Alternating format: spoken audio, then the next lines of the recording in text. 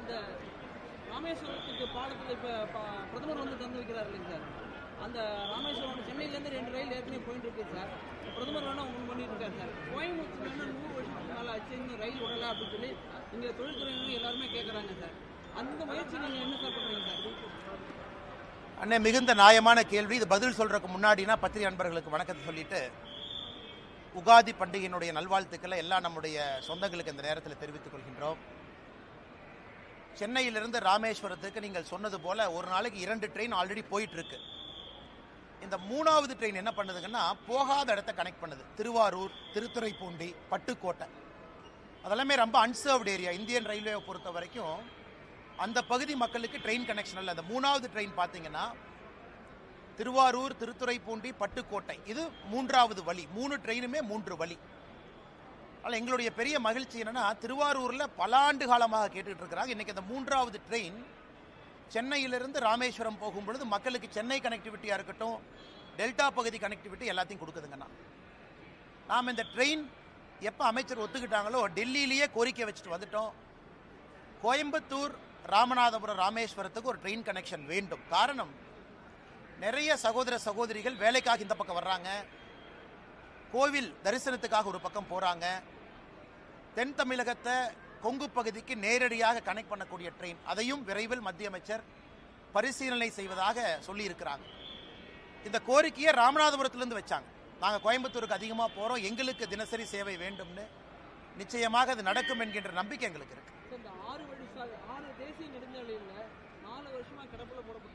நீங்க சொல்ற என்ன சொல்றீங்க? கரூர்ல இருந்து 99 கிலோமீட்டர் ரோடானே? ஆமா, அதான் இது வந்து கிடப்பில் போடப்படல. இந்த ப்ரப்போசல் வந்து லேண்ட் அக்விசிஷன் கமிட்டி, நிறைய பேர் இதை எதிர்பார்க்கிற road. So national highway authority of India, நஹாய், அவங்ககிட்ட ஒரு லேண்ட் அக்விசிஷன் ரிவ்யூ கமிட்டின்னு ஒரு கமிட்டி இருக்கு. அந்த கமிட்டிக்கு ப்ரப்போசல் இங்க இருக்கக்கூடிய அதிகாரிகள் அனுப்பி இருக்கிறாங்க.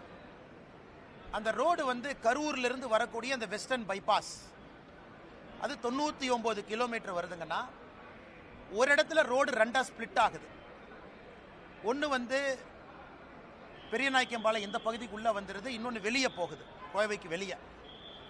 இப்போ அந்த கமிட்டியினுடைய ஸ்க்ரூட்னியில் இது இருப்பதாக நான் அறிகின்றேன். அதனால் அந்த கமிட்டி அப்ரூவல் கொடுத்த பிறகு ஃபண்ட் அலோகேட் பண்ணுவாங்க. அப்புறம் மாநில அரசு லேண்ட் அக்விசிஷன் ஆஃபீஸர் அப்பாயிண்ட் பண்ணணும். அதன் பிறகு லேண்டை எடுக்கணும். இது ஒரு ப்ராசஸ்ங்கன்னா இன்னைக்கு ப்ராசஸில் தான் இருக்குது. இது கிடப்பில் இல்லை, இது மத்திய அரசு நிராகரிக்கல. ஏன்னா இந்த பகுதியினுடைய தொழில்துறை நிறைய பேர்த்தினுடைய கோரிக்கை. அதனால் நிச்சயமாக வருகின்ற காலத்தில் வரும். ஆனால் இது ஒரு காஸ்ட்லியான ப்ராஜெக்ட். நிறைய நிதி ஒதுக்கி இங்கே இருக்கக்கூடிய டிராஃபிக் கன்ஜெஷன் நிறைய, இப்போ இருக்கக்கூடிய கரண்ட் ரோடு பார்த்தீங்கன்னா ஏகப்பட்ட ஆக்சிடென்ட் ஆகுது. தமிழகத்தில் அதிகமாக ஆக்சிடென்ட் ஆகக்கூடிய ரோடு இன்னைக்கு கோயம்புத்தூர், கரூர் கடையில் இருக்கக்கூடிய நேஷனல் ஹைவே. அதனால் இதை எல்லாத்தையும் கவனிச்சுக்கிட்டு இருக்கிறாங்க, நாங்களும் ஃபாலோ அப் பண்ணிக்கிட்டு இருக்கோம். விரைவில் இதற்கு ஒரு நல்ல செய்தி வரும் என்கின்ற நம்பிக்கை எங்களுக்கு இருக்கு.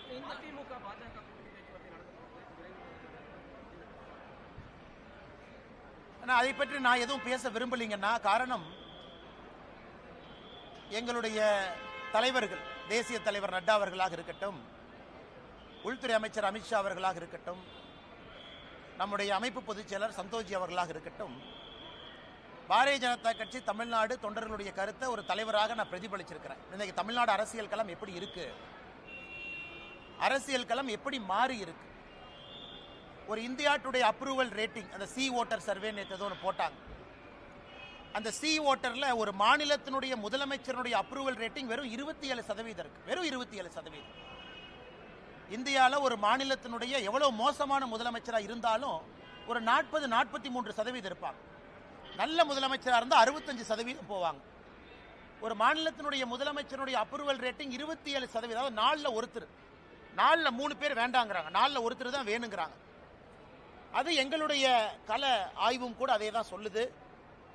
அதே நேரத்தில் தமிழகத்தில் பிரதான கட்சிகள் எப்படி இருக்கிறாங்க, பாரதிய ஜனதா கட்சி, தேசிய ஜனநாயக கூட்டணி, நம்மோடு இருக்கக்கூடிய அண்ணன் டிடிவி தினகரன் அவர்களாக இருக்கட்டும், அண்ணன் ஓபிஎஸ் அவர்களாக இருக்கட்டும், தென் தமிழகத்தினுடைய சூழ்நிலை எப்படி? தமிழகத்தை பொறுத்த வரைக்கும் எல்லா ஜோனும் ஒரே மாதிரி மக்கள் ஓட்டு போட மாட்டாங்க. தென் தமிழகம் வேறு, வாக்கு செலுத்துவதிலே கொங்கு பகுதி வேறு, மத்திய மண்டலம் வேறு, டெல்டா பகுதி வேறு, சென்னை சுற்றி இருக்கக்கூடிய 36 தொகுதிகள் வேண்டும்.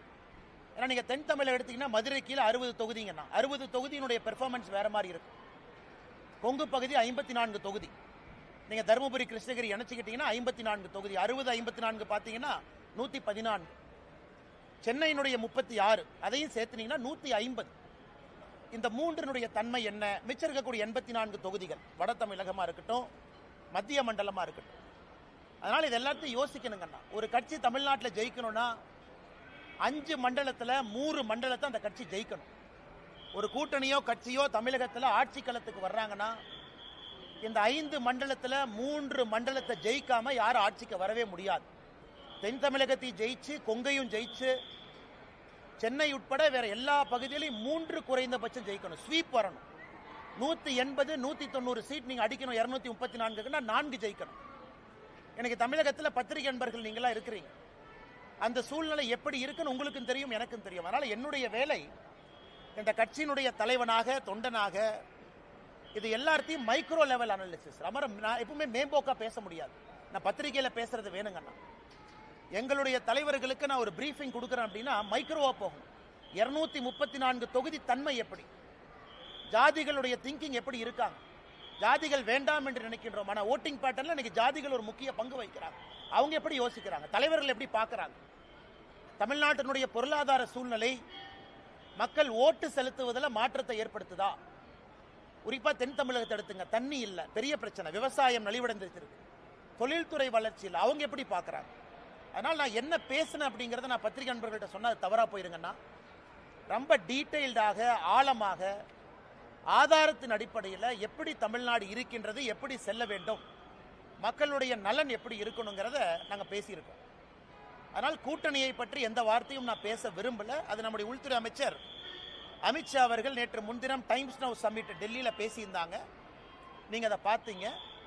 அதனால் அவருடைய கருத்தை, இந்த விஷயத்தை பொறுத்தவரை இறுதி கருத்தாக நீங்கள் எடுத்துக்கங்க. என்னை பொறுத்தவரை தமிழகம் நன்றாக இருக்கணும், மக்கள் நல்லா இருக்கணும். அதே நேரத்தில் பாரதிய ஜனதா கட்சியினுடைய வளர்ச்சி தங்குதடை என்று இருக்கணும் அப்படிங்கிறது நான் ரொம்ப தெள்ள தெளிவாக இருக்கேன். எனக்கு எந்த ஒரு தலைவரின் மீதோ எந்த ஒரு கட்சியின் மீதோ கோபம் கிடையாது, யாருக்கும் எதிரானவன் கிடையாது. பாரதிய ஜனதா கட்சியினுடைய வளர்ச்சி எனக்கு முதன்மை, தமிழகத்தினுடைய நலன் அதைவிட முதன்மை. அதனால பொறுத்திருந்து பாருங்க. நான் ஏற்கனவே என்னுடைய ஸ்டாண்டை பொறுத்த வரைக்கும் எப்பொழுதுமே நான் ஓப்பனாக தான் இருந்திருக்கேன். அதில் எந்த மாற்று கருத்தும் இல்லை. நான் டெல்லியில் பேசும்பொழுது தொண்டனாக பணியாற்றவும் தயார் என்கின்ற வார்த்தையும் பயன்படுத்தியிருக்கேன். அதனுடைய பொருளையும் நீங்கள் நல்லா உணர்ந்துக்குங்க. ஆனால் அண்ணாமலை அரசியலுக்கு வந்திருப்பது பவருக்காக கிடையாது. அண்ணாமலை அரசியலுக்கு வந்திருப்பது தமிழகத்திலே ஒரு மாற்றத்தை ஏற்படுத்த வேண்டும் என்பதற்காகத்தான். நான் ஆகஸ்ட் 25, 2020 பாரதிய ஜனதா கட்சி டெல்லியில் இணைஞ்சேன். அன்றிலிருந்து என்று வரை என்னுடைய எண்ணத்தில் ஒரு சிறு பிசிறு கூட கிடையாது.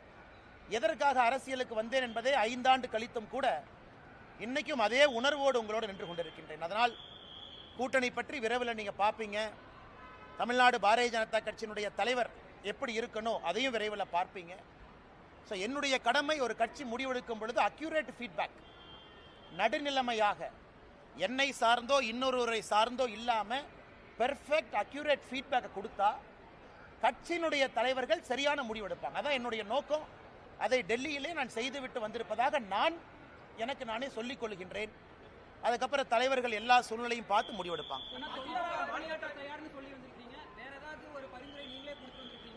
அண்ணே, அதை நான் பேச விரும்பலைங்க அண்ணே. அது நான் அதுக்குள்ள போக விரும்பல. என்னை பொறுத்தவரை கட்சியினுடைய முக்கியமான தலைவர்கள் யார் இருக்கிறாங்க, யார் முடிவெடுக்கிறாங்க அப்படிங்கிறத தொடர்ந்து நான் பேசிக்கிட்டு இருக்கேன். அதை நான் இன்னைக்கும் உங்ககிட்ட பேசியிருக்கேன். இன்னைக்கு சொல்லியிருக்காங்கன்னா, பாரத பிரதமர் நரேந்திர மோடி ஐயா ஏப்ரல் 6ஆம் தேதி தமிழ்நாட்டுக்கு வர்றாங்க. ராமேஸ்வரம், ராமநாதபுரத்துக்கு வர்றாங்க. இலங்கையிலிருந்து நேரடியாக டைரக்டாக இலங்கையிலிருந்து ராமநாதபுரத்துக்கு வர்றாங்க. இலங்கை 5ஆம் தேதி போகிறாங்க இலங்கைக்கு. அது முடித்த பிறகு மண்டபத்துக்கு வர்றாங்க. மண்டபம் வந்த பிறகு பாரத பிரதமர் நரேந்திர மோடி ஐயா அவர்கள் பாம்பன், அந்த புதிதாக இந்த புதிய டெக்னாலஜியோடு வடிவமைத்திருக்கக்கூடிய பாலத்தை திறப்பு விழா செய்கிறாங்க. அதன் பிறகு கோவிலுக்கு போகிறாங்க. ஒரு முக்கிய ஜோதிர்லிங்க கோயிலாக இருக்கக்கூடிய ராமேஸ்வரம் கோயிலுக்கு போய் ஆண்டவன் தரிசனம் முடிச்சுட்டு government meeting, government public meeting, அதாவது பாரதிய ஜனதா கட்சியினுடைய பொதுக்கூட்டம் இல்லை, அரசு நடத்தக்கூடிய பொதுக்கூட்டத்தில் பிரதமர் பங்கேற்று புதிய திட்டங்களுக்கான அறிவிப்பு எல்லாம் செஞ்சுட்டு பிரதமர் அவர்கள் மதுரை வழியாக டெல்லிக்கு திரும்பி போகிறாங்க. இது ஏப்ரல் 6ஆம் தேதி நடக்குது. அதற்கான பணிகள் எல்லாம் கூட நம்முடைய கட்சி தொண்டர்கள் செய்து கொண்டிருக்கின்றார்கள். அதுவும் எங்களுக்கு முக்கியம். பிரதமர் அவர்கள் தேர்தலுக்கு பிறகு 2024 லோக்சபா தேர்தலுக்கு பிறகு தமிழ்நாட்டுக்கு வரக்கூடிய அவருடைய முதல் விசிட் இது. அதையும் வெற்றிகரமாக அந்த பகுதியில் நடத்தி காட்ட வேண்டும் என்கின்ற முனைப்போடு இருக்கிறோம்.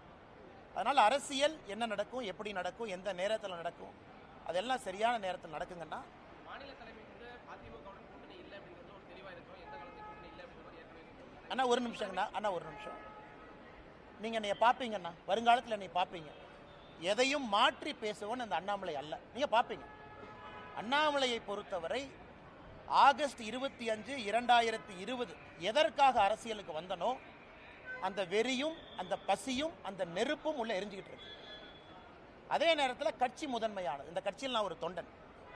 இந்த கட்சி முதன்மையானது. இந்தியாவுடைய அரசியல் சரித்திரத்தை பார்க்கும்பொழுது பாரதிய ஜனதா கட்சியை பொறுத்தவரை நிறைய இடத்துல நாம் முடிவுகள் எடுத்திருக்கின்றோம். எல்லா முடிவுகளும் ஒரு தொலைநோக்கு பார்வையோடு தான் நம்ம முடிவு எடுத்திருக்கோம். அதனால் என்னை பொறுத்தவரை நான் தெளிவாக இருக்கின்றேன்.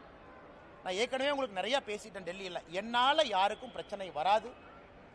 அதே நேரத்தில் மாற்றி மாற்றி பேசுகிறவன் அண்ணாமலை கிடையாது. அண்ணா போன வருஷம் அப்படி சொன்னீங்க, இந்த வருஷம் இப்படி சொன்னீங்க, 2025 ஜூனில் அப்படி சொல்லுவீங்களா? என்னுடைய ஸ்டாண்ட் எப்பவுமே ஒன்று தாங்கண்ணா. தமிழ்நாடு முதன்மையாக இருக்கணும், பாரதிய ஜனதா கட்சியினுடைய வளர்ச்சி இருக்கணும். அதில் என்னுடைய தனிப்பட்ட வளர்ச்சியோ இன்னொருடைய வளர்ச்சி முக்கியம் கிடையாது. அதனால் வருகின்ற காலத்தில் நீங்கள் பார்ப்பீங்க என்னுடைய ஸ்டாண்ட் எப்பவுமே கன்சிஸ்டன்ட்டுங்கண்ணா. அதிமுக தலைவருக்கு எதிராக நீ கடுமையாக விமர்சிச்சிருந்தீங்க, எடப்பாடி பழனிசாமி அவர்களையும் விமர்சிச்சிருந்தீங்க. அந்த ஸ்டாண்ட் உறுதியாக இருக்கீங்களா? அண்ணா ஒரு நிமிஷமே. அதாவது யாரை பற்றியும் நான் கடுமையாக விமர்சிக்கல, கருத்துக்களை கருத்துக்களாக வைத்திருக்கின்றேன். அது சகோதரர் விஜய் அவர்களாக இருக்கட்டும், நம்முடைய மாண்புமிகு முதலமைச்சர் ஐயா ஸ்டாலின் அவர்களாக இருக்கட்டும். நான் இந்தியா ஃபுல்லாக பிரச்சாரத்துக்கு போகிறேன். நவீன் பட்நாயக் அவர்கள் ஒரிசாலிருந்து, கர்நாடகாவிலிருந்து, ஆந்திராவிலிருந்து, டெல்லி அரவிந்த் கெஜ்ரிவால் அவர்லேருந்து எல்லா மாநிலத்திற்கும் கிட்டத்தட்ட 13 மாநிலத்தில் இந்த 3 ஆண்டுகள் நான் பிரச்சாரம் பண்ணியிருக்கேன். 13 மாநிலத்தில் எல்லா இடத்திலும் கூட எனக்கு என்ன தனிப்பட்ட விருப்பு வெறுப்பா? எனக்கும் அரவிந்த் கெஜ்ரிவால் அவர்களுக்கும் பங்காளி சண்டையா? கருத்துக்களை கருத்துக்களாக எதிர்கொண்டிருக்கின்றேன். கருத்துக்களை கதிர்க்களாக எதிர்கொள்ளணும். ஏன்னா ஐடியாலஜிக்கலி நம்ம ஸ்டாண்டு வேற வேற ஸ்டாண்டாக இருக்கு. அது மாற்று வேறு மாநில அரசியலாக இருக்கட்டும், தமிழகத்தினுடைய அரசியலாக இருக்கட்டும், எங்களுடைய கருத்துக்களை சில இடத்துல வலிமையாக சொல்ல வேண்டி இருக்கு. அதுதான் பண்ணியிருக்கேன். அதனால கடுமையாக விமர்சிச்சாங்க அப்படிங்கிற வார்த்தையை வழங்கன்னா கருத்துக்களை கருத்துக்களாக எதிர்கொண்டிருக்கின்றேன். வருகின்ற காலத்தில் நீங்க பார்ப்பீங்க என்னுடைய ஸ்டாண்டில் எந்த மாற்றமும் இல்லைங்க. அதிமுக தலைவர்கள் பாஜக தலைவர்கள் அண்ணே, நான் யாருடைய தனிப்பட்ட இதை பற்றி நான் கருத்து சொல்ல விரும்பலிங்கன்னா, அந்தந்த தலைவர்களை எப்படி பார்க்குறாங்க அப்படிங்கிறத அவங்க பிரதிபலிக்கிறாங்க. நான் ஏற்கனவே சொல்லியிருந்தேன், ஒரு மாநிலத்தினுடைய எதிர்க்கட்சி தலைவர் ஒரு நாட்டினுடைய உள்துறை அமைச்சரை சந்திப்பது எந்த விதத்திலும் தவறு இல்லை என்று சொன்னவன் நான். இன்னைக்கு தமிழ்நாட்டிலிருந்து ஃப்ளைட்டில் யார் ஏறினாலும் டெல்லிக்கு தான் வர்றாங்க, பாரதிய ஜனதா கட்சி தலைவர்களை தான் பார்க்குறாங்க அப்படின்னு மீடியாவில் நிறைய யூகம் எழுதுறீங்க. அண்ணன் செங்கோட்டையன் அவர்கள், மதிப்புக்குரிய அண்ணன் செங்கோட்டையன் அவர்களுடைய பயணம், அதில் யூகத்தை எழுதுறீங்க. பாரதிய ஜனதா கட்சியை பொறுத்தவரை திரைமறைவில் யாரையும் சந்தித்து பேச வேண்டிய அவசியம் பாரதிய ஜனதா கட்சிக்கு இல்லை. நாங்கள் எப்பொழுதுமே வெளிப்படையாக தான் இருக்கிறோம். காங்கிரஸ் போல டெல்லியில் அமர்ந்து தமிழ்நாட்டினுடைய அரசியலை பாரதிய ஜனதா கட்சி எப்பொழுதும் கட்டுப்படுத்தாது. அது பாரதிய ஜனதா கட்சியினுடைய சரித்திரமே சாட்சி. அதனால் மீடியாவில் வரக்கூடிய யூகங்களுக்கு நான் பதில் சொன்னால் அது தவறாக போயிருங்கண்ணா.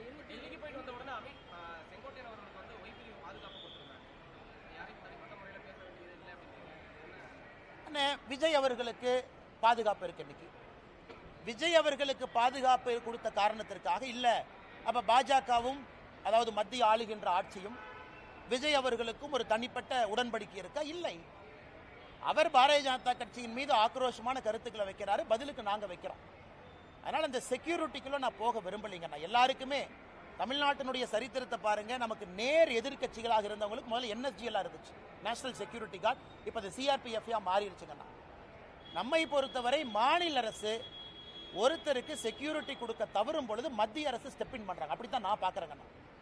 மாநில அரசினுடைய ஸ்டேட் செக்யூரிட்டி கேட்டகரைசேஷன் கமிட்டின்னு ஒன்று இருக்கு, ஏடிஜி இன்ட் லா அண்ட் ஆர்டர்லாம் அதில் இருக்காங்க. அவர்கள் முறையாக கொடுக்கும் பொழுது அதில் எங்கேயுமே விருப்பு வெறுப்பு இருக்கக்கூடாதுன்னு நினைக்கிறோம். அதனால் மத்திய அரசு யாராச்சும் ஒருத்தர் கொடுக்குறாங்க, அதில் ஒரு அரசியல் காரணம் அப்படின்னு யாராச்சும் கற்பிக்க நினைத்தால் அதை நான் இந்த நேரத்தில் மறுக்கிறேன்.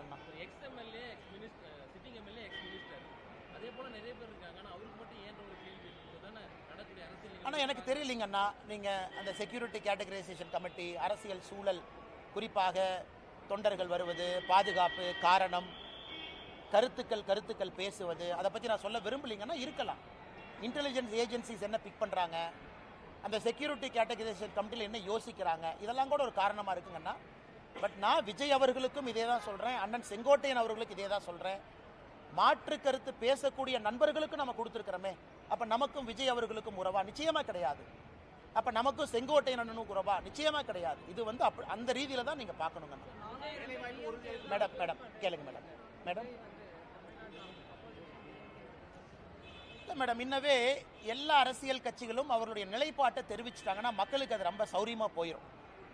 சகோதரர் விஜய் அவர்களாக இருந்தாலும் கூட அரசியல் எதுக்கு வந்திருக்காங்க, யாரை எதிர்க்கிறாங்க, என்ன காரணத்திற்கு இங்கே அரசியல் பண்ணுறாங்க, அந்த நிலைப்பாட்டை தெரிவிக்கணும். அதனால் சகோதரர் அவர்கள் விஜய் அவர்கள் நிலைப்பாட்டை தெரிவிச்சுக்கிறாங்க, நான் வரவேற்கிறேன், நோ ப்ராப்ளம். இதுக்கு தான் அரசியல் வந்திருக்கேன். பட் நாங்கள் திமுகவையும் எதிர்க்கின்றோம், இப்படித்தான் எதிர்க்கிறோம்.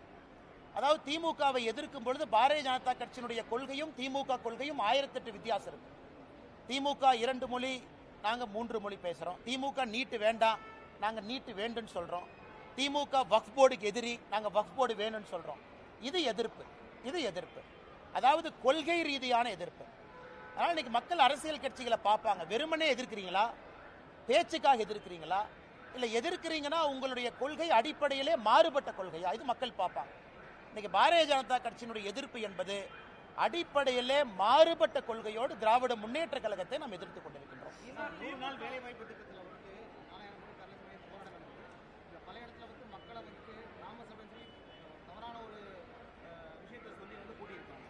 அண்ணா 100 நாள் வேலைவாய்ப்பு திட்டத்தை பற்றி நல்ல ஒரு கேள்வி கேட்டீங்கண்ணா, நான் பதில் சொல்கிறேங்கண்ணா. அண்ணா தமிழ்நாட்டை பொறுத்த வரைக்கும் சில டீட்டெயில்ஸ் நான் கொடுக்குறேங்கண்ணா, நல்லா எழுதி வச்சுக்கங்கண்ணா. எந்த அளவுக்கு ஃப்ராடுத்தனம் இங்கே இருக்கக்கூடிய திராவிட முன்னேற்ற கழகத்தினுடைய ஆட்சியாளர்கள் செய்கிறாங்க அப்படிங்கிறத, எந்த அளவுக்கு ஃப்ராடுத்தனம் பண்ணுறாங்க நீங்கள் பார்க்கணுங்கண்ணா. ஆனால் அதாவது நான் சொல்கிறது நல்லா கேட்டுங்கண்ணா, தமிழ்நாட்டை வர பின்தங்கிய மாநிலங்கள் இந்தியாவில் நிறையா இருக்குங்கண்ணா. தமிழ்நாட்டை விட கிராமப்புற மாநிலங்கள் நிறையா இருக்குங்கண்ணா. தமிழ்நாட்டை விட கிராமப்புற மாநிலங்கள். இன்னைக்கு இந்த 100 நாள் வேலைவாய்ப்பு திட்டம் நாம ஆட்சிக்கு வந்த பிறகு எல்லா மாநிலங்களுக்கும் கொடுத்திருக்கக்கூடிய நிதி நான் படிக்கிறேங்கண்ணா. ஆந்திராவை பொறுத்த வரைக்கும், ஆந்திர பிரதேச பொறுத்த வரைக்கும் 2021-22 மேடம் நான் சர்க்குலேட் பண்றேன், நீங்க நோட்ஸ் பெருசா எடுக்க வேண்டாம், உங்களுக்கு அந்த டேட்டா கைக்கு வந்துடும். 21-22, 22-23, 23-24, 24-25 4 வருஷங்கண்ணா. 4 ஆண்டுகள் ஆந்திராவுக்கு மொத்தமாக நாம் கொடுத்திருப்பது 30,063 கோடி. பீகார் தமிழ்நாட்டை விட பின்தங்கிய மாநிலம், கிராம பகுதிகள் அதிகமாக இருக்கக்கூடிய மாநிலம். பீகாருக்கு 4 ஆண்டுகள் நாம் கொடுத்திருப்பது 24,726 கோடி. குஜராத் 4 ஆண்டுகளில் 100 நாள் வேலைவாய்ப்பு திட்டம் குஜராத் நல்லா கவனிச்சுக்கங்கண்ணா. குஜராத்துக்கு நாம் கொடுத்திருப்பது வெறும் 6,613 கோடி. கர்நாடகா பிஜேபி அரசு இடையில் இருந்தாங்க, 4 ஆண்டுகளுக்கு நாம் கொடுத்திருப்பது 23,226 கோடி. கேரளாவிற்கு 13,000 கோடி. மத்திய பிரதேஷ் தமிழ்நாட்டை விட பின்தங்கிய மாநிலம் 26,000 கோடி. ஒரிசா 18,000 கோடி. ராஜஸ்தான் 35,000 கோடி. தமிழ்நாட்டை விட 4 மடங்கு மக்கள் தொகை, தமிழ்நாட்டை விட அதிகமான கிராமங்கள் இருக்கக்கூடிய உத்தரப்பிரதேஷ்க்கு நம்ம 4 ஆண்டுகளில் கொடுத்தது 38,000 கோடி. இந்தியாவில் அதிகமாக 100 நாள் வேலைவாய்ப்பு திட்டம் நாம் கொடுத்த நிதி இந்திய அரசியல் சரித்திரத்தில் தமிழ்நாடு. கடந்த 4 ஆண்டுகளில் 39,333 கோடி ரூபாய். யூபி தமிழ்நாட்டை விட 3 மடங்கு மக்கள் தொகை அதிகம், தமிழ்நாட்டை விட கிராமம் அதிகம். அவங்க நடத்தாத 100 நாள் வேலைவாய்ப்பு திட்டத்தை அவன் நடத்திட்டு இருக்கா. என்ன கதை விட்டுட்டு சுத்துறாங்களா? அப்ப யாரு பேர்ல நீ போலி கணக்கு எழுதுற? யூபியில 23 கோடி மக்கள், 24 கோடி. யூபியில 38,687 கோடி. தமிழ்நாட்டில் 8.5 கோடி மக்கள் தொகை. தமிழ்நாட்டில் எவ்வளவு காசு வாங்கியிருக்காங்க? 39,338 கோடி. இதை கனிமொழி அக்கா பார்லிமெண்ட்ல பேச மாட்டாங்களா? நான் டேட்டா உங்களுக்கு இப்ப முடிச்சோன்னே கொடுக்குறேன், டேபிள் போட்டு. அது மட்டும் இல்லைங்கன்னா, தமிழ்நாட்டுக்கு கொடுத்திருக்கக்கூடிய 100 நாள் வேலைவாய்ப்பு திட்டத்தினுடைய நிதி என்பது மகாராஷ்டிரா, தெலங்கானா, சத்தீஸ்கர் 3 மாநிலத்தை சேர்த்துனாலும் தமிழ்நாட்டினுடைய நிதியை விட குறைவா வாங்கியிருக்கிறாங்க. என்ன நியாயம் இது? அதுக்கு அடுத்தது பாருங்க, மொத்தம் கிராம பகுதி மக்கள் தொகை அக்கா கேட்பாங்க, இந்து அக்கா, அண்ணா நீங்க இப்படிலாம் சொல்லக்கூடாது, கிராம பகுதி ப்ரொபோஷனேட் சொல்லுங்க. ஆந்திரால கிராம பகுதி மக்கள் தொகை பீகார்ல 9%, மத்திய பிரதேசில் 5%, உத்தரப்பிரதேசில் 15%, தமிழ்நாட்டில் 3.7 கோடி, 8.5 கோடியில் 3.7 கோடி, உத்தரப்பிரதேசில் 23 கோடியில் 15 கோடி கிராமப்புறம். 23 கோடி மக்கள் தொகையில் 15 கோடி கிராமப்புறம், அவன் 38,000 கோடி. 8.5 கோடி மக்கள் தொகையில் 3.7 கோடி கிராம மக்கள், ஆனால் நான் 39. அப்போ இடையில எவனோ பணத்தை சாப்பிட்றான். Clear, data clear. அப்போ இடையில எவன் பணத்தை சாப்பிட்றான்னு இப்போ தொலையிட்டு இருக்கோம். இடையில பணத்தை சாப்பிட்றோன்னு தூக்கணும். இந்த போலி கணக்கு, வராதவங்க பேரில் கணக்கு, திமுக கூட்டத்துக்கு குரூப்பா கூட்டிட்டு போய் கணக்கு, அதெல்லாம் 100 நாள் வேலைவாய்ப்பு திட்டம், பஸ்ஸில் கூட்டிட்டு போறது, அதெல்லாம் மாட்டி டாஸ்மார்க் ஊழலை விட மிகப்பெரிய ஊழலாக தமிழ்நாட்டில் 100 நாள் வேலைவாய்ப்பு திட்டம் மிகப்பெரிய ஊழலாக இருக்கும். ஆனால் இதில் திமுகவுடைய பஞ்சாயத்து பிரசிடென்ட் ஜெயிலுக்கு போவான். அவங்கெல்லாம் கட்டி வைக்கணும்னா திகார் மாதிரி 4 ஜெயில் கட்டணும். கோயம்புத்தூர் பஞ்சாயத்து பிரசிடென்ட்ல இதில் ஏறு, இந்த ராமநாதபுரத்துக்காரன்லாம் இதில் போ, இந்த பக்கமெல்லாம் இங்கே போ, சென்னைக்காரன்லாம் இங்கே வந்துரு. திமுகவுடைய பஞ்சாயத்து பிரசிடென்ட் எழுதின போலி கணக்கு டாஸ்மார்க் ஊழலை விட பல மடங்கு இந்த கணக்கு இருக்கும். இந்த டேட்டாவை உங்களுக்கு நான் சமர்ப்பிக்கிறேன், பத்திரிகை நண்பர் பாருங்க. அடுத்தது மேடம் நீங்க சொல்லுங்க, இன்னைக்கு 100 நாள் வேலை வாய்ப்பு திட்டத்தில் நம்ம எல்லாருக்குமே புரிதல் இருக்கு. சம்பளம் ஒரு பர்சன்டேஜ், சம்பளம் 1% வேலைக்கான மெட்டீரியல், இது ரெண்டுமே மத்திய அரசு கொடுக்குறாங்க. உதாரணத்துக்கு நான் ஒரு டேங்க் கட்டுறேன் அல்லது ஒரு குலை வெட்டுறேன், 100 ரூபாய் செலவுனா இன்னைக்கு 60-40 இருக்கும். அந்த டேங்க் வெட்டும் பொழுது சம்பளம் எவ்வளவு சதவீதம் கொடுக்கிறோம், டேங்க் வெட்டுறதுக்கான உபகரணங்கள். தமிழ்நாட்டில் இன்னைக்கு நிலுவையில் இருக்கக்கூடிய சம்பளம் 87%. மொத்த காஸ்ட்ல 87% சம்பளம் பாக்கினா அது 60-40 தான் இருக்கணும். அப்ப 87% சம்பளம் பாக்கினா நீ போலி கணக்கு எழுதுற. நீ போலி கணக்கு எழுதுறதுனால வேஜ் பில் அதிகமாகுது, மெட்டீரியல் பில் அதிகமாகல. இதையெல்லாம் நான் மத்திய அரசுக்கு கடிதமாக ஆதாரபூர்வமாக ஈரோட்டில் ஒரு பஞ்சாயத்து எடுத்து, ஒரு பஞ்சாயத்தில் மட்டுமே நடக்கக்கூடிய தவறுகளை நான் கடிதம் எழுதிட்டேன். இந்த கேள்வி நீங்க கேட்ட பிறகு ரிலீஸ் பண்ணுங்கிறதுக்காக வெயிட் பண்ணோம். இப்போ ட்விட்டர் பக்கத்தில் 1 மணி நேரத்தில் இந்த டேட்டாவை போட்டுறோம். அதனால் எங்களை பொறுத்தவரை மத்திய அரசு ஒரு சிறப்பு அதிகாரிகள் குழுவை போட்டு தமிழ்நாட்டில் 39,000 கோடி ரூபாயும் ஆடிட் பண்ணி, இந்த பெருச்சாளிகள் எவெல்லாம் பணம் திருண்டானோ 4 சிறைச்சாலையை மத்திய அரசினுடைய பணத்தில் கட்டி, அந்த 4 சிறைச்சாலையை நப்பிட்டு தான் அடுத்த பைசா கொடுக்கணும். நான் சொல்றது கரெக்டு தானே? இந்த டேட்டாவை பார்த்துட்டு மேடம் என்கிட்ட, அண்ணா நீங்க கொடுத்த டேட்டா தப்பு, 15 கோடி கிராம மக்கள் தொகை, 23 கோடி யூபி, அவன் 38,000 கோடி, 8.5 கோடி மக்கள் தொகையில் 3.5 கோடி கிராமப்புறம், நாம 39,000 கோடி. இந்த மாதிரி அல்வாவை எங்கேயாச்சும் இந்தியாவில் பார்த்துருக்கீங்களான்னா இதை நாங்கள் பேசக்கூடாதாம்மா. இதில் அடுத்த கட்ட அல்வா பாருங்க. இதில் கிராம சபையை கூட்டுறாங்க, எல்லாம் கிராம சபைக்கு ஒடியாங்க. சரி, மக்கள் ஏதாவது ஸ்கீம் அனௌன்ஸ் பண்ணுவாங்கன்னு போனால் மோடிக்கு எதிராக கொடி பிடிங்கிறான். அதில் தான் கிராம சபையில் மக்கள் கொந்தளிச்சு எழுந்து, ஏயா 39,000 கோடி அந்த மனுஷன் பணம் கொடுத்துருக்குறான், நீ பொய்க்கணக்கு எழுதி அந்த மனுஷன் தெரிஞ்சும் பணம் கொடுத்துருக்குறான் மக்களுக்கு போட்டுன்னு, அந்த மனுஷனுக்கு எதிராக நீ கொடி பிடிக்க வைக்கிறேன்னு கிராம சபை கூட்டத்தில் திட்டினதுக்கு அப்புறம் துண்டகணன் அமைச்சரெல்லாம் ஓடி இருக்கிறாங்க. அண்ணன் KKSSR ராமச்சந்திரனை பார்த்தேன். அதனால் பத்திரிகை நண்பர்கள்ட்ட அன்பான வேண்டுகோள், இந்த 100 நாள் வேலைவாய்ப்பு திட்டத்தினுடைய ஊழலை பெரிய அளவில் நீங்கள் எடுத்து பேச வேண்டும் என்று தாழ்மையோடு நான் கேட்டுக்கிறேன். ஏன்னா இது ஏழை மக்களுக்கு போற காசு. இதை ஏன் சீரியஸா நான் பேசுறேன், நான் அரசியல் பேசினா கூட இது ஏழை மக்களுக்கு போற காசு.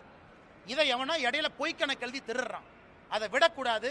என் ட்விட்டர் பக்கத்தில் 1 மணி நேரத்தில் அந்த கணக்கை நான் போடுறேன், நீங்க பார்த்துட்டு அதன் பிறகு நீங்க சமாதானமாகி டிவியில் நீங்க பேசலாம். தலைவா, ஆமா ICT அது வர்றங்கண்ணே. அதில் கொஞ்சம் அன்பில் மகேஷனுடைய ஒரு பினாமி கம்பெனி அதில் இருக்குங்கண்ணே, ஒரு அண்ணா நகர் கம்பெனி ஒன்று, அதையும் நான் எடுத்திருக்கேங்கண்ணே. இவங்க தான் இந்த CBI ப்ராசிக்யூஷன் சாங்ஷன்லாம் பிடுங்கி வச்சிருக்கிறாங்க. உதாரணத்துக்கு சவுக் சங்கர் மேட்டர், அதெல்லாம் கனெக்டட் தான். சவுக் சங்கர் மேட்டர்ல மத்திய அரசனுடைய பணம், நமஸ்தே அப்படிங்கிற ஒரு திட்டம் நம்மளுக்கு, நமஸ்தே திட்டம். யாரெல்லாம் பணியாளர்கள் இருக்கிறாங்க, தூய்மை பணியாளர், அவங்கள ஓனர் ஆக்கக்கூடிய திட்டம். நல்லா புரிஞ்சுக்கணும், தூய்மை பணியாளர்களை owner.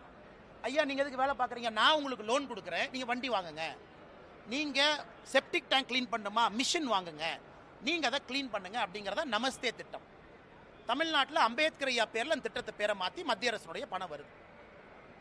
2 cooperative bank, Kanchipuram, Chennai central cooperative bank, 2 பேங்க்ல எப்படி போலித்தனமாக அக்கௌண்ட் ஆரம்பிச்சு எப்படி போலித்தனமா அந்த பணத்தை ஸ்விண்டில் பண்ணிருக்கான்னு காட்டுறேன். ஆனா இதுக்கும் என்னால சிபிஐட்ட போக முடியலையே. மத்திய அரசு பணமா இருந்தாலும் காங்கிரசினுடைய தலைவர் செல்வ பெருந்தகை ஊழல் பண்ற ஆதாரம் கையில் அப்படியே இருக்கு, லட்டு மாதிரி இருக்கு. ஆனாலும் சிபிஐ உள்ள வர முடியல. காரணம், ப்ராசிக்யூஷன் சாங்ஷன் வித்ட்ரா பண்ணிருக்கிறாங்க. அதனால் போராட்டம் போறோம், எடுக்க போறோம், எத்தனை நாள் தப்பிச்சு போயிடுவாங்க பார்க்கலாம். இவ்வளவு ஊழல்கள் நடக்குது. இந்த அதனாலதான் முதலமைச்சருக்கு 27% அதிகம், 2.7 இருந்திருக்கணும். அது ஏதோ டாட் சென்டர்ல மிஸ் ஆகி அது 27 வந்துருச்சு. வேற நான் ஒரு சின்ன மனிதன், நாங்கெல்லாம் வளர்ந்தோம். அண்ணே நீங்க என்ன சொன்னீங்க? அண்ணே நீங்க ஒரு நிமிஷம் நல்லா கேட்டுங்க, நல்லா கேட்டுங்க. பாரதிய ஜனதா அண்ணா ஒரு நிமிஷம் அண்ணே, பாரதிய ஜனதா கட்சியில முதலமைச்சர் வேட்பாளர் நாங்க டிக்ளேர் பண்ணல. மற்ற கட்சியில சொல்லிட்டாங்களா? முதலமைச்சர் வேட்பாளர் திமுக யாரு? மு.க. ஸ்டாலின் ஐயா. முதலமைச்சர் வேட்பாளர் அனைத்து இந்திய அண்ணா திராவிட முன்னேற்ற கழகம் யாரு? ஐயா எடப்பாடி பழனிசாமி. அவங்க நேச்சுரலி ஆனா ஐயா முதலமைச்சர் இருந்திருக்கிறாங்க. விஜய் அவங்க கட்சியில முதலமைச்சர் வேட்பாளர் யாரு? அண்ணா விஜய் சொல்லிட்டாங்க. பட் எங்க கட்சியில முதலமைச்சர் வேட்பாளர் சொன்னமா? அப்படி இருந்தும் பாரதிய ஜனதா கட்சி 4வது இடத்துல வந்திருக்குன்னா அதை சரித்திரமாக பார்க்கிறேன். தமிழ்நாட்டில் பாரதிய ஜனதா கட்சியினுடைய தலைவர்கள் கிட்டத்தட்ட 10% அவங்க வர்றாங்க, எதுவுமே சொல்லாமைனா பாரதிய ஜனதா கட்சி எந்த அளவுக்கு கட்சியினுடைய வளர்ச்சி இருக்குன்னு பாருங்க. மேடைக்கு யாராச்சும் மைக் எடுத்து எங்க கட்சியில இவங்க தான் முதலமைச்சர் வேட்பாளர்னு பேரே சொல்லல. இது மக்கள் அவங்களா முடிவு பண்றாங்க. அதனால் பாரதிய ஜனதா கட்சியினுடைய வளர்ச்சி அபிரதமா இருக்குது என்பதை நாம் எல்லாருமே உணர்ந்து திமுகவுக்கு எதிரான நிலைப்பாட்டில் இருக்கிறோம். இருமொழி கொள்கை, அதிமுகவும் அதே போலதான் அந்த விஷயத்துல. அண்ணா எப்ப கூட்டணி அனௌன்ஸ் பண்றாங்களோ அன்னைக்கு அந்த கேள்வி எல்லாம் கேளுங்க தலைவா. நான் இன்னைக்கு ஊழலை பத்தி பேசிட்டேன், எங்க நிலைப்பாட்டை பத்தி பேசிட்டேன், தமிழ்நாட்டில் பாரதிய ஜனதா கட்சியினுடைய வளர்ச்சியை பத்தி பேசிட்டேன். என்னைக்கு அனௌன்ஸ்மெண்ட் நடக்கும் பொழுது தலைவர்கள்லாம் இருப்பாங்க, நீங்க கண்டிப்பா கேளுங்க தலைவா. நான் வேண்டாம், நான் சொல்றேன், அண்ணாமலையினுடைய ஸ்டாண்டு நான் பேசினது 3 வருஷமா. கேள்வி கேளுங்க, நான் பதில் சொல்றேன். நான் எப்போ கன்சிஸ்டன்டா இருந்திருக்கேன்.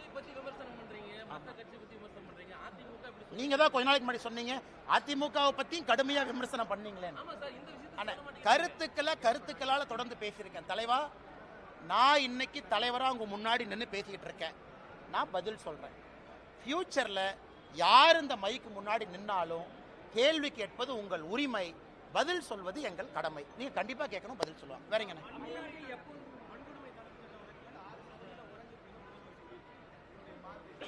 அண்ணே, நம்ம முதலமைச்சரை பொறுத்த வரைக்கும் டேட்டாவை கையில் எடுத்துக்குவாருண்ணே.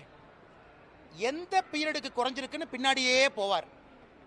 சட்டசபையில் சட்டம் ஒழுங்கு 2011-12 பார்த்தீங்கன்னா சட்டம் ஒழுங்கு குறைஞ்சிருக்குங்கிறார். சரி, நான் கேட்குறேன், முதலமைச்சர் அவர்களே சட்டம் ஒழுங்குல வெள்ளை அறிக்கை ஏன் கொடுக்கல? நான் தொடர்ந்து சொல்வது 2022ஆம் ஆண்டு, அதுக்கப்புறம் என்சிஆர்பி டேட்டா என்ன வரலீங்கண்ணே. நானும் ப்ரெஷர் போட்டுட்டு இருக்கேன், தயவு செஞ்சு என்சிஆர்பி டேட்டாவை கொடுங்க. 2022ஆம் ஆண்டு என்சிஆர்பி டேட்டாவை பார்த்தீங்கன்னா பெண்கள் குழந்தைகளுக்கு எதிரான குற்றம் தமிழ்நாட்டில் ஒரே ஆண்டில் 8.9% உயர்வு. அதுக்கப்புறம் அபிஷியல் டேட்டாவே இல்லை. அதனால் முதலமைச்சர் எந்த டேட்டாவை பார்த்து பேசிட்டு இருக்காருன்னா, எந்த டேட்டாவை பார்த்து ஒரு எம்பி, காங்கிரஸ் எம்பி பார்லிமெண்ட்ல கேட்குறாங்க, என்னையா டேட்டாவே சொல்லின்னு. அமைச்சர் சொல்றாங்க, அண்ணே டேட்டா நான் சொல்ல முடியாது, மாநில அரசு டேட்டா கொடுத்தா தான் நான் கொடுக்க முடியும். மாநில அரசு டேட்டா கொடுக்க மாட்டாங்க, கொடுத்தா தானே என்சிஆர்பியில் வரும். ஸோ இவங்களுடைய ஆட்சி வந்த பிறகு குற்றங்கள் அதிகமாக இருக்கு. இது பாராளுமன்றத்தில் அஸ்வினி வைஷ்ணவ் அவங்க பதில் சொல்லியிருக்காங்க. மேடம், நீங்க தமிழ்நாட்டில் டேட்டா கொடுத்தா பப்ளிஷ் பண்றதா எங்க வேலை. தமிழ்நாட்டு அரசு கிட்ட போய் டேட்டா வலுக்கட்டாயமாக வாங்கக்கூடிய உரிமை எங்களுக்கு இல்லை. அதனால முதலமைச்சர் அவர்கள் எந்த காலகட்டத்தை பார்த்துட்டு இருக்காரு, எங்க பப்ளிக் டேட்டா எங்க? பத்திரிகை நண்பர்களுக்கு வெள்ளை அறிக்கை பப்ளிக் டேட்டா கொடுக்கணும். 2021, 22, 23, 24, 25 வேண்டாம், உங்க முன்னாடி கொடுக்கட்டும். உமன் அண்ட் சில்ட்ரன் எவ்வளவு, கேங் ரேப் எவ்வளவு, அட்ராசிட்டி அகேன்ஸ்ட் உமன் எவ்வளவு, SC/ST prevention of atrocity act என்ன, எதுவுமே இல்லாம எப்படி நான் பதில் சொல்றது? எந்த பீரியடு, எந்த காலகட்டம், எந்த ரேஷியோ?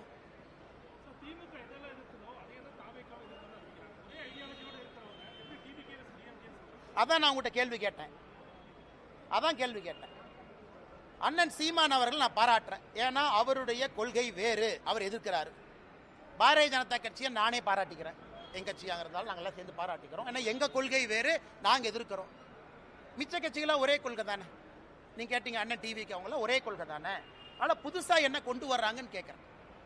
அதனால தான் நாங்க தைரியமா இருக்கிறோம். தேசிய ஜனநாயக கூட்டணி வரக்கூடிய தேர்தலில் பெரிய அளவில் வெற்றி வாய்ப்பை கொண்டு வரும் என்கிற நம்பிக்கை எனக்கு இருக்கு. ஏன்னா முதலமைச்சருடைய அப்ரூவல் ரேட்டிங்கே 27% என்ன.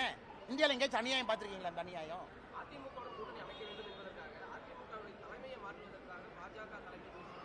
எங்களுக்கு என்ன தலைவா? எங்களுக்கு இந்தியாவில் 1008 வேலை இருக்கு, இதான் எங்க வேலையா? தமிழ்நாட்டில் 1008 வேலை இருக்கு, இதான் எங்க வேலையா? இங்க பாருங்க அண்ணன், அண்ணன் இங்க பாருங்க, மரியாதைக்குரிய அண்ணன் எடப்பாடி பழனிசாமி அவர்கள் தமிழ்நாட்டினுடைய எதிர்க்கட்சி தலைவர். அவருடைய கட்சி தொண்டர்களால் அங்கீகரிக்கப்பட்ட ஒரு தலைவர். தெளிவா இப்ப உங்களுக்கு சொல்லிடுறேங்க. எதிர்க்கட்சி தலைவராக இருக்கிறாங்க, முன்னாள் முதலமைச்சராக இருந்திருக்கிறாங்க, அவர்களுடைய தொண்டர்களால் அங்கீகரிக்கப்பட்ட தலைவர். அந்த கட்சிக்குள்ள இருக்கக்கூடிய பிரச்சனைக்குள்ள நான் போலிங்க. தொண்டர்கள் வர்றாங்க, பொதுச் செயலராக ஏத்துக்கிட்டாங்க. பாரதிய ஜனதா கட்சி எதற்காக இன்னொரு கட்சியில் நாங்கள் தலையொண்ணுங்கன்னா அது எங்க வேலையே கிடையாது. எதுக்கு எங்க வேலை? மரியாதைக்குரிய அண்ணன் எடப்பாடி பழனிசாமி அவர்கள் எதிர்க்கட்சி தலைவராக உள்துறை அமைச்சர் ஐயாவை போய் பார்க்கறாங்க, பேசிட்டு வர்றாங்க. நாங்க எப்ப இன்னொரு கட்சிக்குள்ள நாங்க பூந்து அதே வேலை கிடையாது. அண்ணே 2021 இந்த ஸ்டாண்டர்ட் நான் சொல்றேன், மேல இருந்து பாரதிய ஜனதா கட்சி இன்னொரு கட்சியை அழித்து வளரும் என்று நினைத்தால் பாரதிய ஜனதா கட்சியும் அழிந்து விடும் என்று தொடர்ந்து சொல்லியிருக்கேன். ஆர்கானிக் growth தான் பாலிடிக்ஸ்ல நிற்கும். பாரதிய ஜனதா கட்சி எந்த ஒரு கட்சியும் அழிச்சு வரமாட்டோம், எந்த ஒரு கட்சியும் மேனிப்புலேட் பண்ணி வரமாட்டோம். ஜனநாயகம் என்பது 2000 வருஷமா இருந்துச்சு, இன்னும் 10,000 வருஷம் இருக்கும். ஆனால் நாங்கள் எந்த கட்சி தலைமை கிட்ட எங்கேயும் போக மாட்டோம். யாரோ ஃப்ளைட் ஏறி வர்றாங்க, யாரோ யாரையோ பார்க்குறாங்க. அதனால் உங்களுடைய முடிச்சுக்களுக்கு நான் எப்படி பதில் சொல்ல முடியுங்கன்னா, எடப்பாடி அண்ணனை பற்றி நான் சொல்லிட்டேனே, மரியாதைக்குரிய எதிர்க்கட்சி தலைவர், அந்த கட்சியினுடைய பொதுச் செயலாளர், அவங்க தொண்டர்களோட கட்சி நடத்துறாங்க. அவங்களுக்கு இருக்கக்கூடிய கோர்ட்டு கேஸ் அவங்க பிரச்சனை. இதுல எங்களுடைய பாத்திரம் எங்க வந்துச்சுங்கன்னா? கடைசி கேள்வி எடுத்துக்கலாமானே? அதுதான் பதில் சொல்லணும்னா, திராவிட முன்னேற்ற கழகத்துக்கு எதிராக தமிழகத்திலே அதிக போராட்டங்களை நடத்தியவங்க யாரு? பாரதிய ஜனதா கட்சி. திமுகவுக்கு எதிராக அதிக டிஃபமேஷன் கேஸ் 1440 கோடி ரூபாய் யார் மேல இருக்கு? என் மேல. கடந்த 4 ஆண்டுகள்ல தமிழகத்தில் ஒரு கட்சி தலைவரின் மீது அதிக எஃப்ஐஆர் போட்டிருக்காங்க. நான் எனக்கு செகண்ட் காம்படிஷன் இல்லை, நான் தான் ஃபர்ஸ்ட். இந்த செகண்ட் ரேஸே இல்லை. எனக்கு போடப்பட்ட எஃப்ஐஆர்ல 10% கூட எனக்கு பின்னாடி இருக்கிற தலைவர் மேல போடல. வீட்டு கொடிக்கம்ப பிரச்சனை ஒன்னு அனலைஸ் பண்ணி பாரு. திராவிட முன்னேற்ற கழகத்தை தீர்க்கமாக எதிர்த்து தினமும் பேசுறது யார்? ஊழலை வெளியே கொண்டு வர்றது யார்? ஒரு ஊழலாக சுட்டி காட்டுவது யார்? இங்கிருந்து டெல்லிக்கும் அங்கிருந்து பிரச்சனையை தீர்ப்பது யார்? ஆனா என்ன போச்சுன்னா, வாய் வியாபாரிகளுக்கு என்னன்னா, மாமனார் பணம் இருக்கு, கொளுத்து போய் கிடக்குறாங்க. மைக் இருக்கு, மைக் ஓசியில வந்துருது. மாமனார் பணம் பின்னாடி இருக்கு, என்ன வேணாலும் பேசலாம். அது தமிழ்நாட்டு அரசியலுடைய சாபக்கேடு. அவங்க எங்க வேலை பார்த்தாங்க, சர்வீஸ் பண்ணாங்களா? 10 ஆண்டு காலம் மத்திய அரசுக்காக உயிரை துச்சமென மதிச்சு புல்லட்டை எதிர்த்து நின்னாங்களா? கிடையாது. சோசியல் சர்வீஸ்னா என்னன்னு மக்களுக்கு அடிப்படையில். என் காலேஜ் முடிச்சோடனே ஒரு பிரைவேட் கம்பெனிக்கு வேலைக்கு போனா இதுவரை தனியார் நிறுவனத்தில் 1 ரூபாய் நான் சம்பாதிச்சது கிடையாது. 1 ரூபாய். ஏன்? பிரைவேட் கன்சர்ன்ல எப்பவுமே போனதில்லை. டே 1ல இருந்து அரசு வேலையில் இருக்க. டே 1ல இருந்து எப்போ வந்து இங்கே பிஎஃப்ஜியில் படிச்சுட்டு ஐஏஎம் லக்னோவில் முடிச்சனோ அப்பிருந்து என்னுடைய சம்பளம் என்பது மக்களுடைய வரிப்பணம் தான் என் சம்பளம் 10 ஆண்டு காலம். அதன் பிறகு விட்டுட்டு அரசியல். இதுவரை தனியார் நிறுவனத்திலிருந்து 1 ரூபா நான் சம்பளமா வேலை செஞ்சு வாங்கல. அப்ப யார் சர்வீஸ் பண்றாங்க? என்னுடைய சொந்த கம்பெனி நடத்துறேன், அந்த கம்பெனியுடைய சேலரி நான் வாங்குறது இல்லை. ஏன்? சேலரி வாங்கினா கான்ஃபிளிக்ட் ஆஃப் இன்ட்ரெஸ்ட் வரும். நான் இன்னைக்கு பஞ்சாயத்து தலைவர் கூட கிடையாது, இதெல்லாம் நான் பேச மாட்டேன். தனிப்பட்ட பிரச்சனையா இருந்தாலும் நீங்க கேட்கிற கேள்விக்காக நான் பேசுறேன். சொந்த நிறுவனம் என்னுடைய பேர்ல இருக்கு, 40% நான் ஷேர் ஹோல்டர். அந்த நிறுவனத்தினுடைய மாச சம்பளத்தை நான் வாங்குறது இல்லையே. அதை ஒரு 4 பேர் பேசுவான், இல்ல இந்த கம்பெனி போய் இங்க கான்ட்ராக்ட் போட்டாங்க, இந்த போட்டாங்க, அங்க போட்டாங்க. அதுவும் பண்றது இல்லையே. ஒரு நேர்மையாக ஒரு அரசியல்வாதியாக வாழ வேண்டும் என்று கொண்டிருக்கின்றேன். அப்புறம் எப்படி என்னை பத்தி அப்படி கருத்து சொல்லானே? அண்ணா நான் யார் பேரையும் சொல்ல. கருத்து எப்படி சொல்லுவீங்க? கருத்து எப்படி சொல்லுவீங்க? திமுக கான்ட்ராக்ட் எடுத்தனா, திமுக ஹைவேஸ் டிபார்ட்மெண்ட்ல என் கம்பெனி வந்து ரோடு போட்டிருக்காங்களா? என் சொந்தக்காரங்க யாராச்சும் இதுல இருக்காங்களா? என்னுடைய சொந்த நிறுவனத்தினுடைய சேலரி நான் எடுக்காம இருக்கு. இதுவரை ஒரு நாள் கூட பிரைவேட் கம்பெனியில் வேலை பார்க்கல. 10 ஆண்டு காலம் மக்கள் வரி பணத்தை சம்பளமா வாங்கியிருக்கேன். என்னுடைய ஹிஸ்டரி உங்க முன்னாடி நின்று இருக்கு. இன்னும் 2 வாரம் கழித்து நான் எங்க இருப்பேன், தனிநபராக என்ன செஞ்சுட்டு இருக்குங்கிறது முக்கியம் கிடையாது. இன்னைக்கு வரைக்கும் நான் வாழ்ந்த வாழ்க்கையை பாடமா உங்க முன்னாடி வைக்கிறேன். ஏன்? அரசியல் சுத்தம் செய்ய வேண்டும் என்பதற்காக ஒரு வேலையை விட்டுட்டு வந்திருக்கேன். பேட்ச்ல என்னுடைய ரேங்கை பாருங்க. ஐபிஎஸ் பேட்ச்ல நான் கடைசியெல்லாம் வரல, என் ரேங்கை போய் பாருங்க. 2011 ஐபிஎஸ் பாஸ் அவுட்ல ரேங்க் என்ன? Rank number 2. அத்தனை பேருக்கு ரேங்க் நம்பர் 2ல நீங்க 150 பேர் இருக்கக்கூடிய ஐபிஎஸ் ஆஃபீஸர் இருந்தா இந்தியாவில் எங்க போவீங்க? அது உங்களுக்கு தெரியும். எதற்காக 9 வருஷத்துல வித்துட்டு வந்தேன் அது எனக்கு தெரியும். நான் ஏதோ சராசரியாக அப்படியே தேய்ச்சிக்கிட்டு கல்யாணமா என் மாமனார் கொடுத்த காசுல வண்டி ஓட்டிக்கிட்டு அதுல 2 நிறுவனத்தை நடத்திக்கிட்டு லாட்டரி வித்துக்கிட்டுலாம் இல்லைண்ணே. சொந்தமாக உழைச்சு உங்க முன்னாடி நின்று சுயம்பாக பேசிட்டு இருக்கேன். எந்த காட்ஃபாதரும் கிடையாது, 0 காட்ஃபாதர்.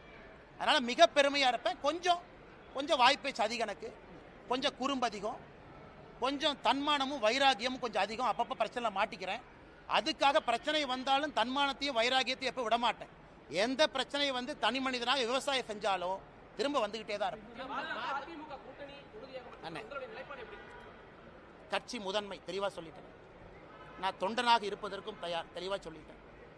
நான் இங்க பவருக்காக வரல, தெளிவா சொல்லிட்டேன். அதே நேரத்தில் என் ஸ்டாண்டும் மாறாது, அதையும் தெளிவா சொல்லிட்டேன். கட்சி முடிவெடுக்கும், பார்த்துட்டு இருக்கேன். தேங்க்யூ தலைவா. பொலிட்டிக்கல் கிளாஸே எடுத்திருக்கிறோம்.